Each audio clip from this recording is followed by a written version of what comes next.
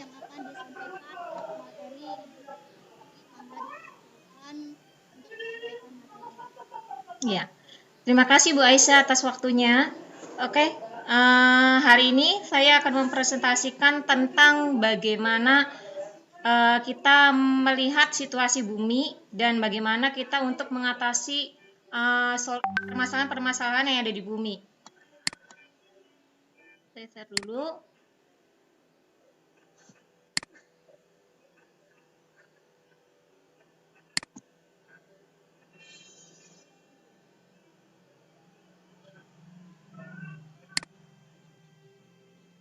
Bu Aisyah, udah kelihatan belum tampilan lagi? Ya, lagi loading, Bu. Lagi loading. PPT-nya udah kelihatan? Lagi loading. Belum.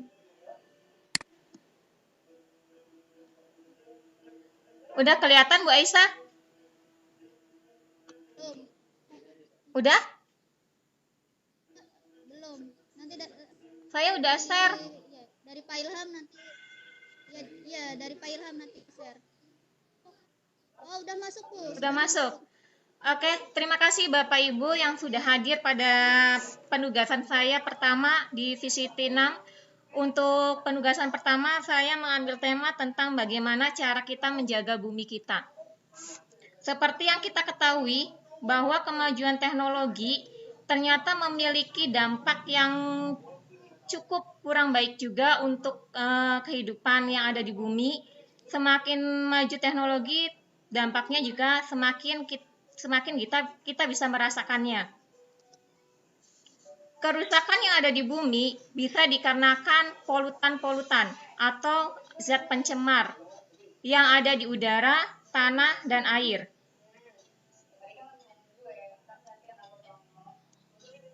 Seperti yang kita ketahui dari WHO, bahwa kematian yang ada di dunia sebagian besar itu karena adanya pencemaran udara yang ada di bumi. Kurang lebih antara 3,2 juta per tahun meninggal karena penyakit pernafasan. Adapun pengertian pencemaran udara adalah adanya satu atau lebih substansi fisik, kimia, atau biologi di atmosfer dalam jumlah yang dapat membahayakan kesehatan makhluk hidup, mengganggu estetika dan kenyamanan, serta merusak properti. Seperti yang kita ketahui, sekarang saja sudah ada pencemaran biologi yang ada di atmosfer kita atau di udara kita, yaitu salah satunya adalah virus corona.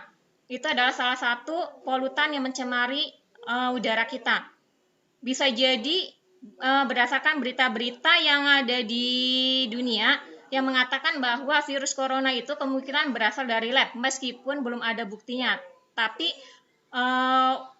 untuk kedepannya mungkin kita ketika melakukan penelitian terhadap mikroorganisme yang berbahaya itu perlu hati-hati, karena kalau seandainya berlebihan dan kita tidak bisa mengendalikannya, maka bisa membahayakan seluruh umat manusia.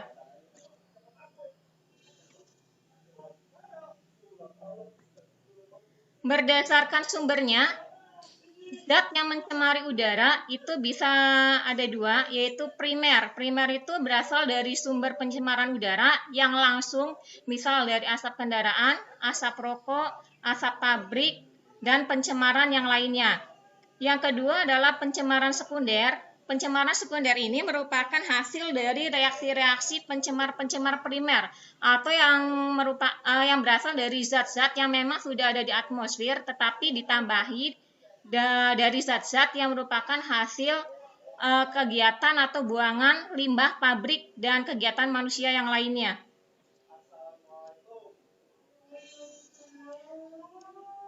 Dampak dari pencemaran udara itu sangat banyak sekali. Mungkin bisa dikatakan global, dari tumbuhan, manusia, hewan, bahkan bumi itu sendiri. Salah satunya yaitu tanaman yang ada di daerah dengan pencemaran udara tingkat tinggi itu akan mengalami kematian serta mengalami beberapa penyakit yang rawan seperti klorosis, nekrosis, dan bintik hitam. Klorosis itu ketika klorofil tidak mengalami produktivitas dan nekrosis kematian dari jaringan. Yang kedua, seperti yang di awal saya ceritakan bahwa WHO itu sendiri menyatakan 3,2 juta manusia per tahun meninggal karena penyakit pernafasan. Dan penyakit pernafasan ini adalah salah satu penyebabnya bisa jadi karena pencemaran udara yang semakin tinggi, di mana industri semakin banyak serta teknologi juga semakin maju. Tapi bukan berarti ketika teknologi semakin maju kemudian dampak negatifnya terhadap kita dan lingkungan itu banyak juga, tetap kita tidak bisa menghentikan penggunaan teknologi karena memang itu adalah kebutuhan kita. Mungkin yang bisa kita lakukan adalah mengurangi penggunaan teknologi.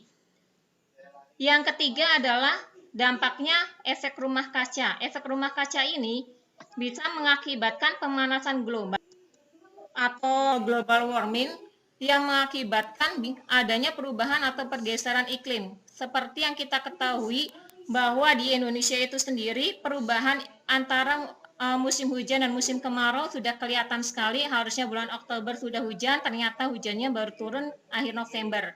Sehingga ini juga merugikan para petani.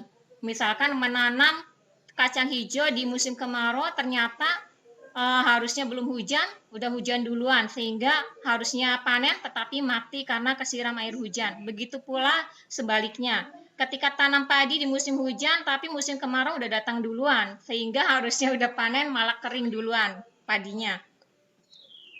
Kemudian yang ketiga, dampak dari adanya efek rumah kaca, pemanasan dari atmosfer yang semakin meningkat akan mengakibatkan gunung es di kutub mencair. Ini juga berdampak terhadap naiknya permukaan air laut.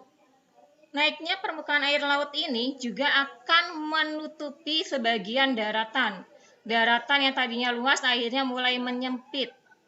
Seperti yang kita lihat di berita-berita bahwa ada beberapa pulau yang sudah mulai menghilang dari permukaan daratan, tenggelam di dasar laut. Kemudian yang terakhir adalah hujan asam. Hujan asam ini mungkin untuk sekarang kita masih belum merasakannya dengan kapasitas yang tinggi, tetapi kalau misalkan benar-benar terjadi, mengerikan sekali ya, karena hujan asam ini bisa menyebabkan korosi pada benda-benda yang terbuat dari logam. Tidak hanya dari logam, mungkin kulit kita juga kalau hujan asamnya sudah berlebihan atau kapasitasnya tinggi, itu bisa jadi kulit kita juga melepuh ketika berada di luar saat hujan asam. Padahal sebenarnya yang namanya hujan memang sudah asam, tetapi karena adanya kegiatan manusia, salah satunya adalah kotoran dari hewan ternak, pembakaran dari minyak bumi dan batu bara, sehingga menghasilkan nitrogen dioksida dan sulfur dioksida yang memperbanyak sifat asam di atmosfer kita. Sehingga ketika hujan turun, asamnya lebih pekat. Kalau hujan asam, maka akan mengakibatkan ekosistem daratan dan perairan akan mengalami kematian. Salah satu rantai makanan yang tidak sanggup untuk bertahan di hujan yang bersifat asam atau yang hidup di perairan yang lebih asam, maka juga akan mematikan rantai makanan yang lainnya. Misalkan alga itu tidak tahan terhadap perairan yang terlalu asam, maka ketika alga mati, maka konsumen-konsumen yang lain juga akan mati. Solusinya, ini berdasarkan yang saya baca dan yang saya ikuti dari kegiatan seminar atau diklat.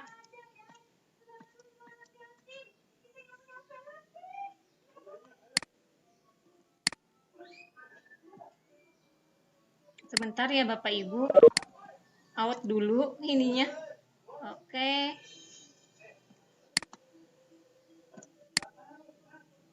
Bentar. Nah, solusinya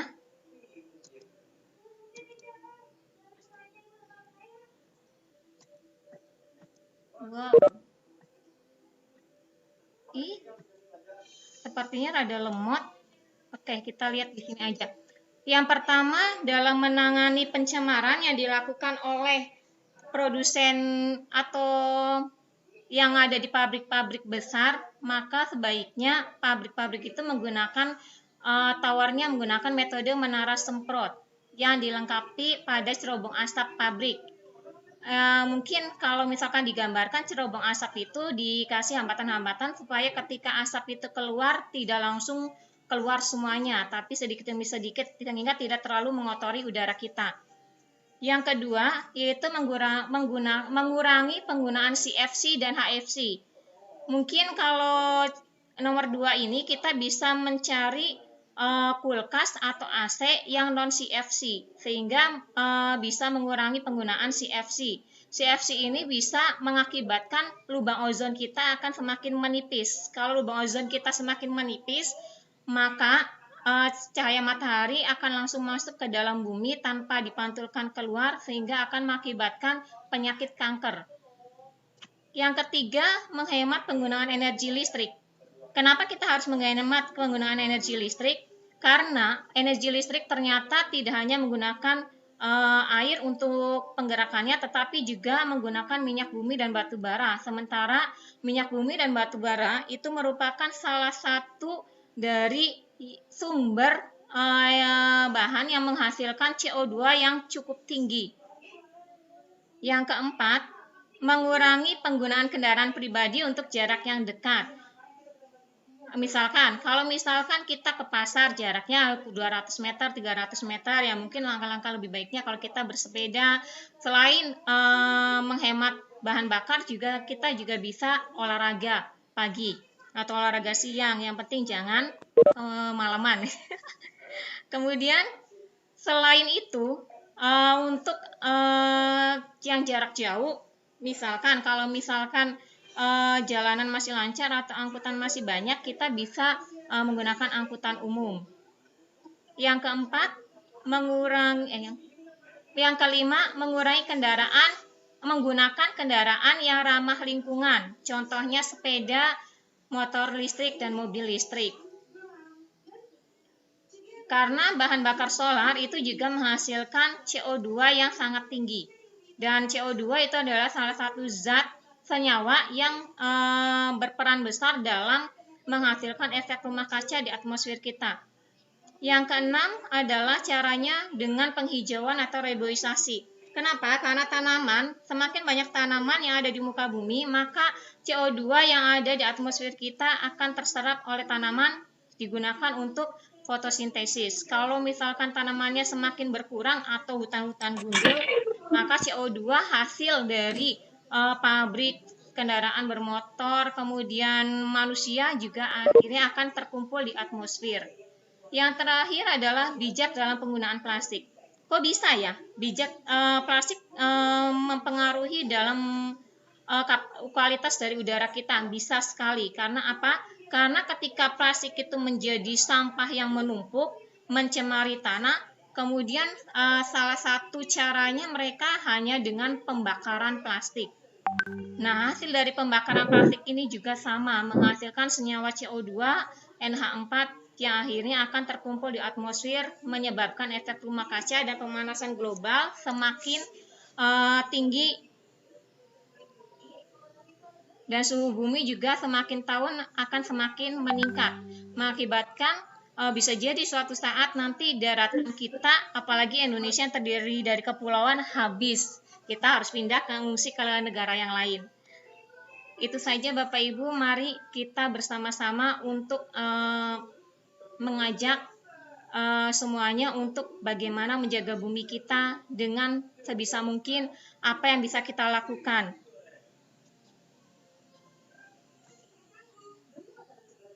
Oke, itu aja presentasi dari saya. Barangkali kalau ada pertanyaan, bangga boleh di chat ataupun boleh langsung. Saya serahkan kembali ke Bu Aisyah. Mangga Bu Aisyah, saya kembalikan lagi.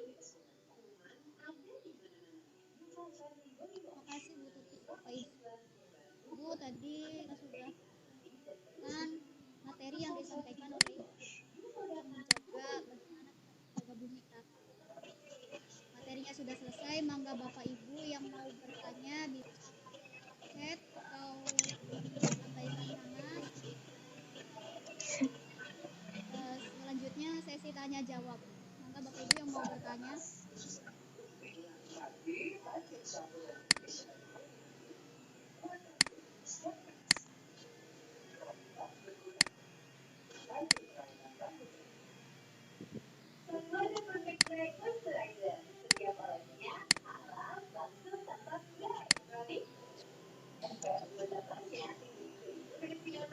Oke, sambil menunggu pertanyaan, barangkali dari Panandang, senior kita mungkin lebih banyak ilmunya, bisa berbagi di sini.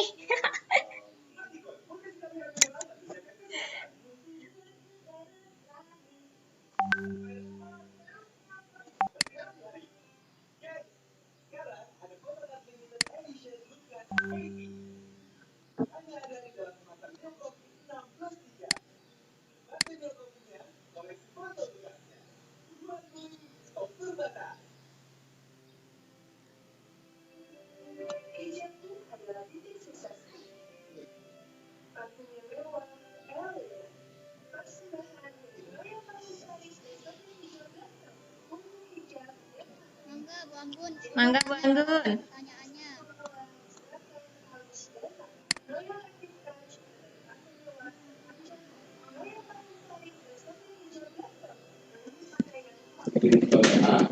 Kemudian setelah ini lagi memang bukan cuma sekali 2 kali itu, tapi 6 kali, ada yang sampai 4 kali baru saya uruskan. Halo?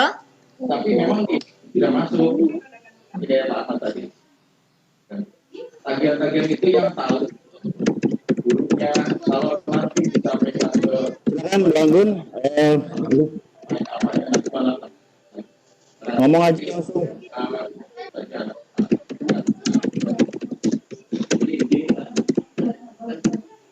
Pengumuman lulusan itu menurut kalender akademik itu harus disampaikan orang tua pada tanggal 4. Nah, ini lebih anak yang masih tadi jadi sudah dulu itu bagaimana kan itu atau sampai dengan tanggal 4 itu sudah selesai semua bisa tanggal Oke. lebih Bu Tuti, Bu Anggun bertanya nih. Ya. tadi dari Pembatasan penggunaan CFC sepertinya saat ini sulit Bu, karena makin banyak yang pakai AC, karena suhunya juga makin panas. Jadi gimana itu Bu? Iya. Untuk seperti yang tadi saat saya presentasi bahwa teknologi emang untuk memenuhi kebutuhan kita dan kita juga tidak bisa menghilangkan penggunaan teknologi ya. Mungkin cara untuk mengurangi polutan di udara yaitu cuma mengurangi saja Bu, tidak bisa melepas sama sekali atau kita tidak menggunakan AC atau kulkas sama sekali. Tapi mungkin selain mengurangi penggunaan, bisa juga kita mencari kulkas atau lemari es dan AC yang non CFC Bu. Sekarang sudah ada.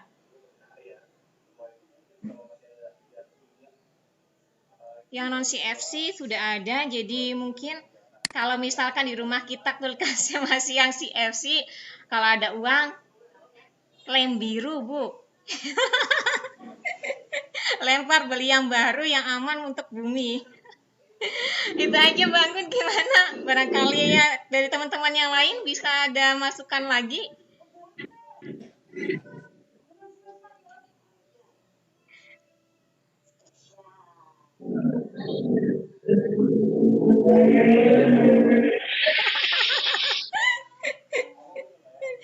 Tenang, donasi dari suami. Kita donasi. Bu Anggun sudah ada pertanyaan lagi Bu Anggun?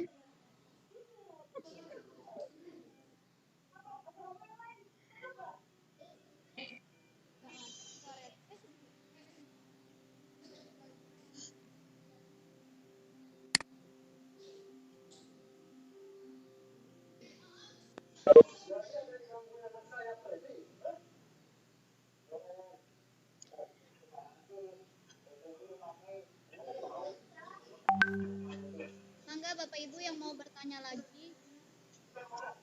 Iya, betul ya. Dilema banget. Teknologi sangat dibutuhkan oleh kita, sementara teknologi juga memberikan dampak yang kurang baik. Kita hanya bisa mengurangi penggunaan teknologi, tapi tidak bisa melepas dari teknologi. Karena teknologi emang diciptakan untuk kebutuhan kita ya Bu Anggun.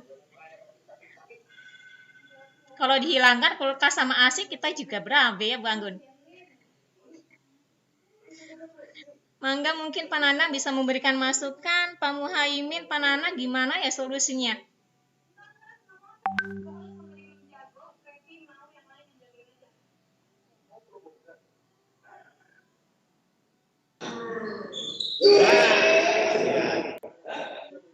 Iya, Pak Nandang.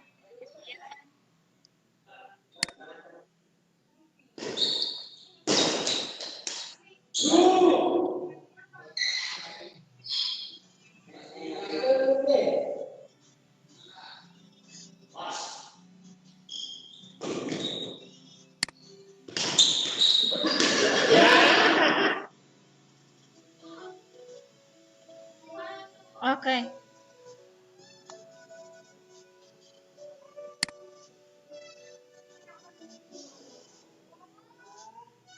Ini Bu Aisyah ada pertanyaan dari Pak Muhaimin.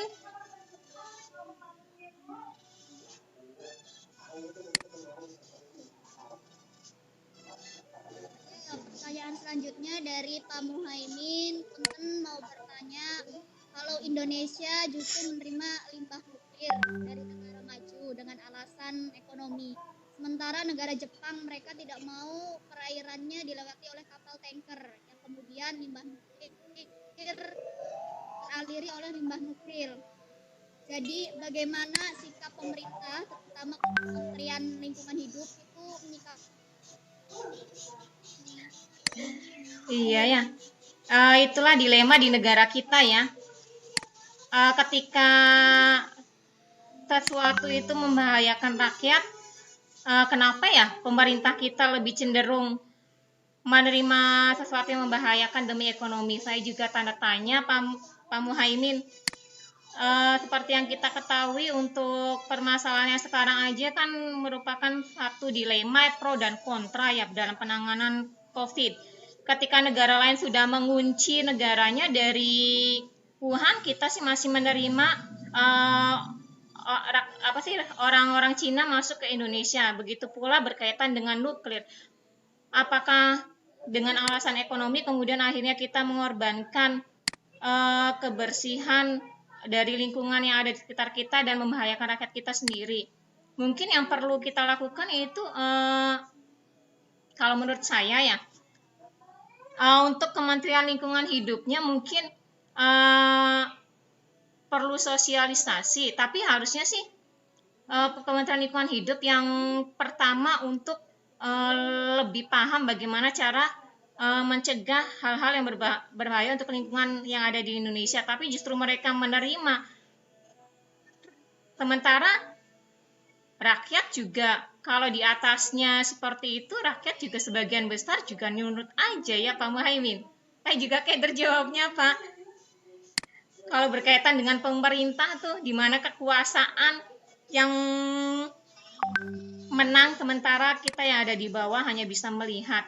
Kalaupun yang di bawah itu mengkritik, ya kemungkinan ya nanti akhirnya seperti yang ada di berita-berita itu, kalau nggak dicopot dari jabatan ya yang lainnya. Barangkali Pak Muhaimin ada pandangan.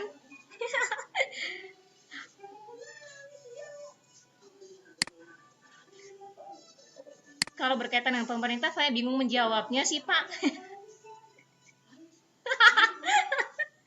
Wah, jangan atuh Pak. Kita nanti masih muda-muda malah dibabat habis.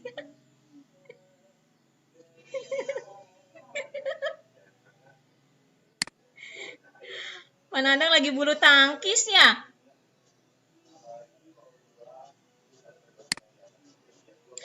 Pak Muhaimin jadi presidennya ya Pak ya?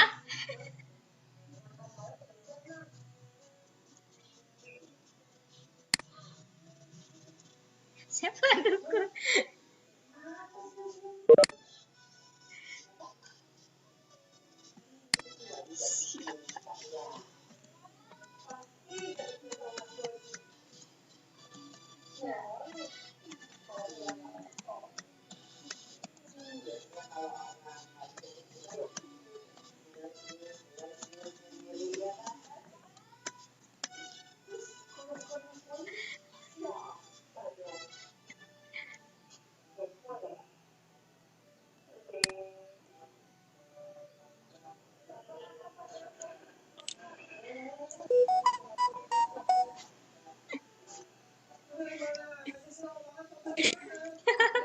Bangun. Bu Aisyah.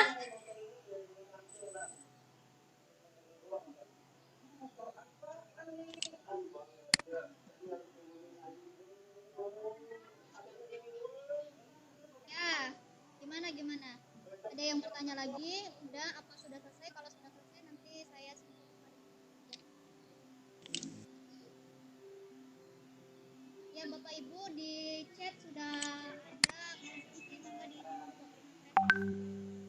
punya Bu Tuti, jagalah Bu Tuti, ada di chat, sudah di share sama Pak Ilham.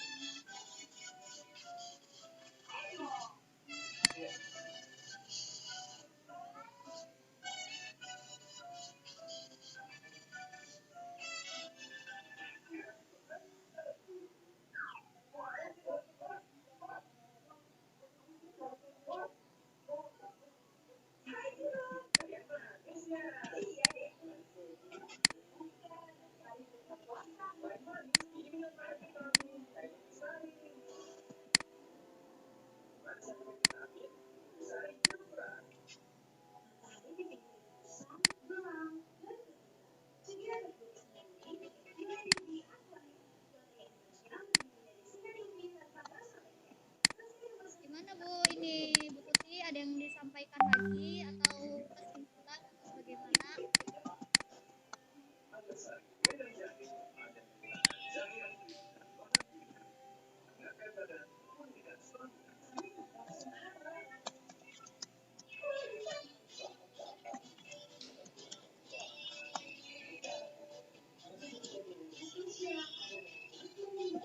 Tuti ini sudah selesai atau bagaimana ini? Belum Bu, nanti dulu Bu. Linknya. Oh, belum. Ya, ini ditanyain Pak Nanda, belum selesai.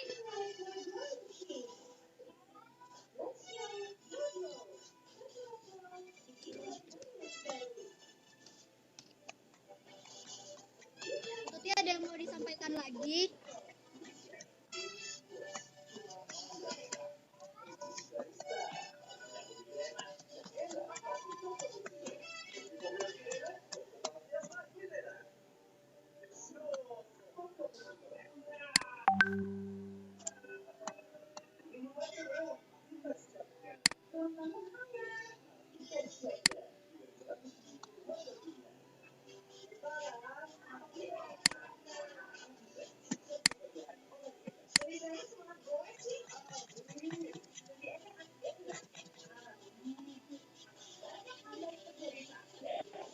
Ya, silakan Bu Tuti, ada yang mau disampaikan lagi?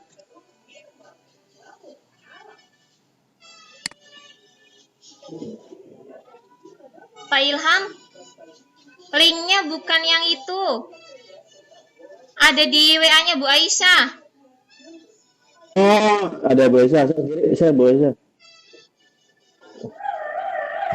Siap Bu, siap. Di chatnya Bu Aisyah. Siap. Kayak tadinya yang ngirim ke saya, Bu. Iya Siap. itu yang dulu itu Pak, yang pertama tuh. Siap.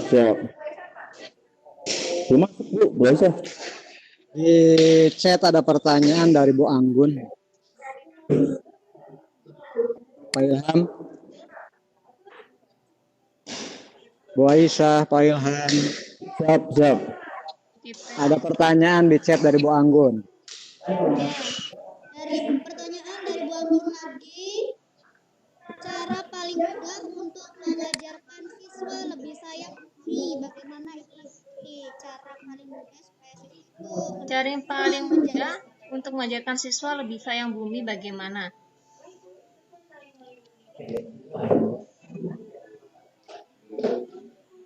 Oke.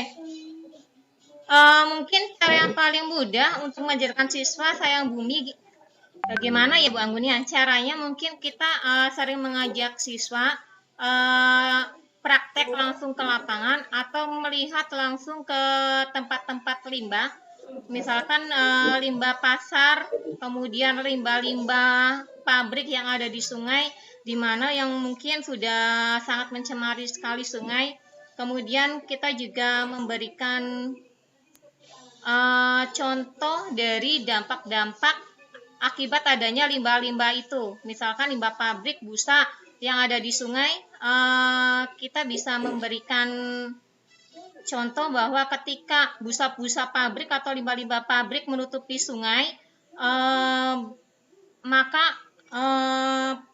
oksigen yang ada di lingkungan juga akan berkurang, kemudian cahaya matahari yang mau masuk ke dalam sungai juga akan tertutup oleh limbah tersebut, sehingga ekosistem yang ada di dasar sungai akan mengalami kematian.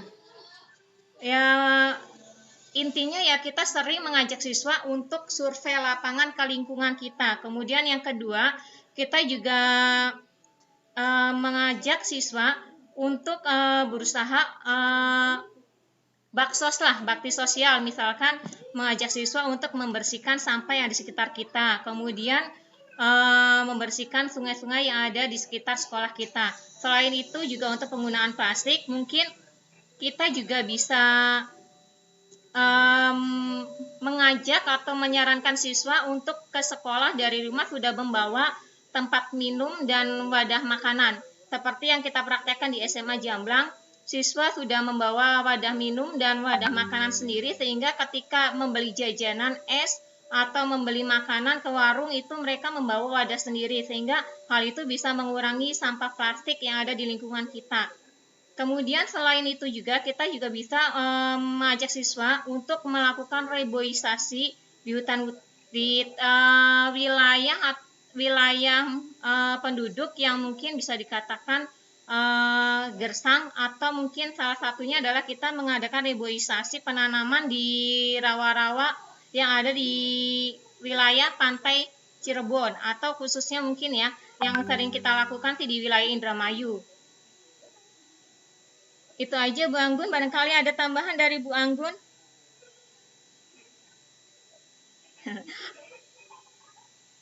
Kalau untuk ada pertanyaan lagi. Ya, Mangga. Ini dari Pak Muhaimin.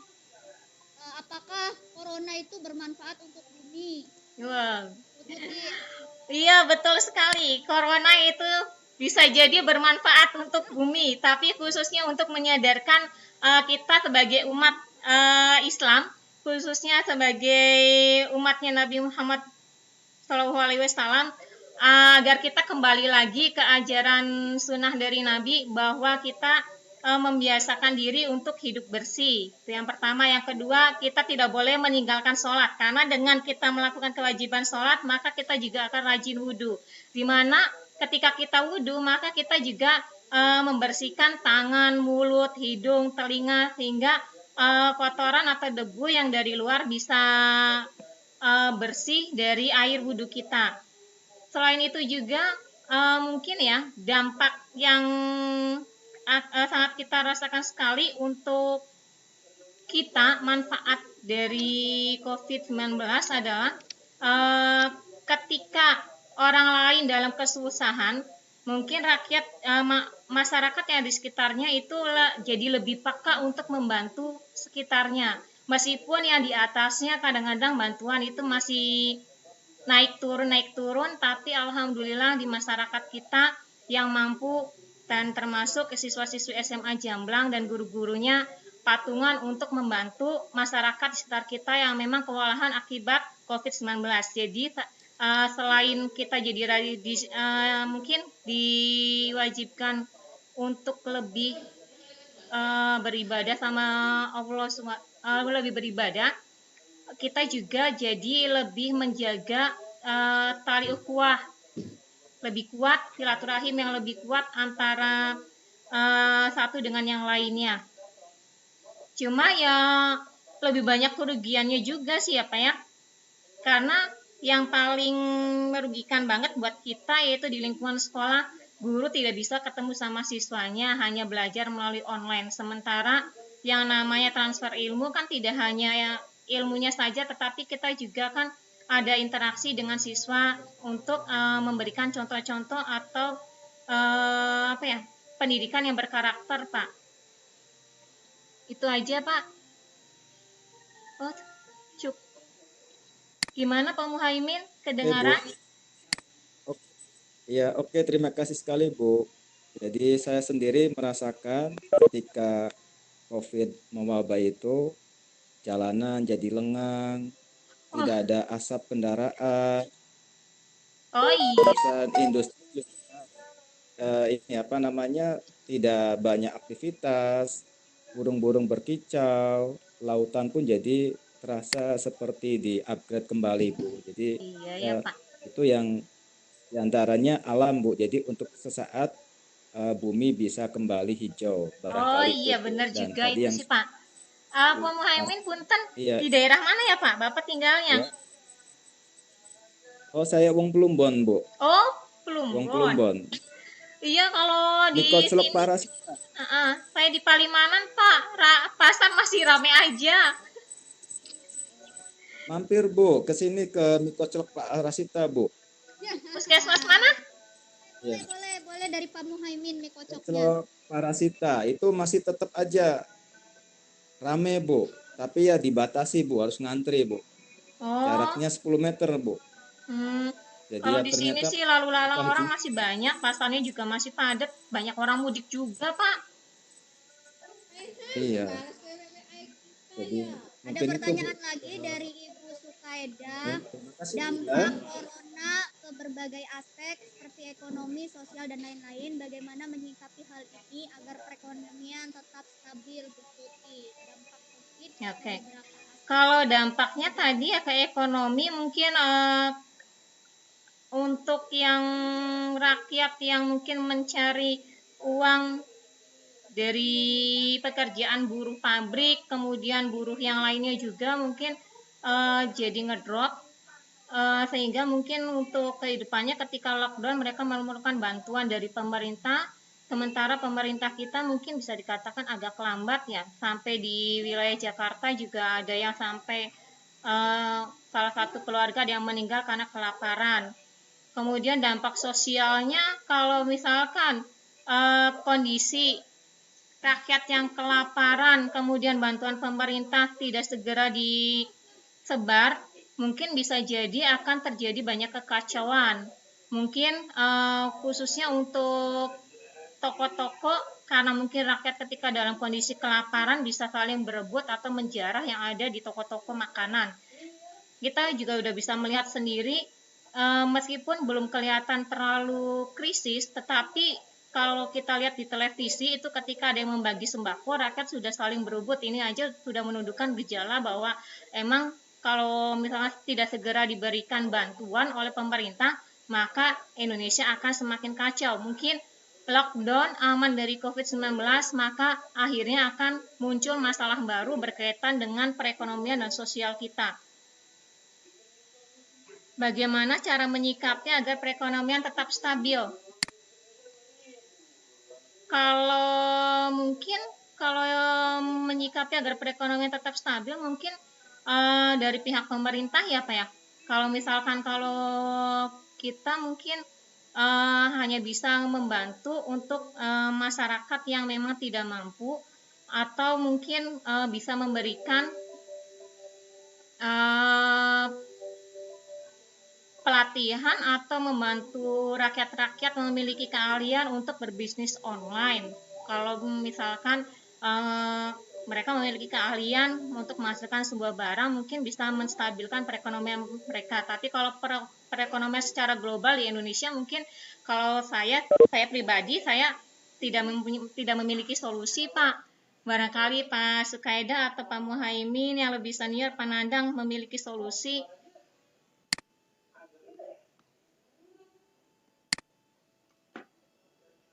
Soalnya ini kembali lagi ke pemerintah kita ya.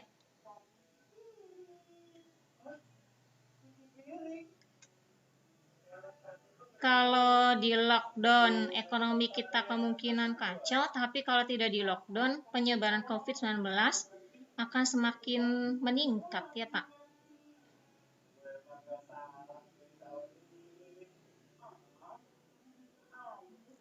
Maaf Pak, tidak bisa maksimal menjawab dari pertanyaannya Pak Sukaida. Mungkin saya akan membantu Ibu. Iya. Barangkali. Iya Pak Muhaimin, mangga. Mungkin ini hanya aja ya. Ibu Pak, bukan Bapak. Saya Ibu Sukaida. Oh, iya maaf Ibu. Ibu maaf Sukaida Ibu. bukan Bapak, Ibu Sukaida. Kalau Bapak Bapak Muhaimin. Iya, nggak Iya, apa-apa. Ibu Makasih Bu Sukaida, maaf, Tuti. Ibu. Iya. Ibu Terima Sukaida, kasih. kalau Bapak Bapak Muhaimin. Iya, Iya. Ibu Suk. Iya maaf ya Bu ya. Ibu SMK Kapetakan ya Bu ya, Ibu SMK Kapetakan. Ibu Iya, Sukaida. Iya maaf ya Bu, saya tidak bisa menjawab maksimal pertanyaan Ibu. Pak Muhaimin Nggak apa-apa. barangkali. Ini sharing-sharing aja. Iya, Ibu Sukaida itu kemarin nanya tentang fondasi rumah, kalau nggak salah Bu ya, yang lantai 2 bukan Bu? Yang waktu di kelompok kami.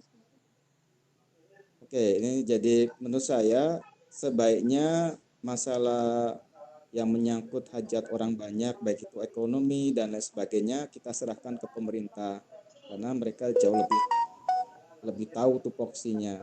Nah, kita yang di bawah itu ya alangkah eloknya jika anjuran pemerintah untuk tetap stay at home gitu.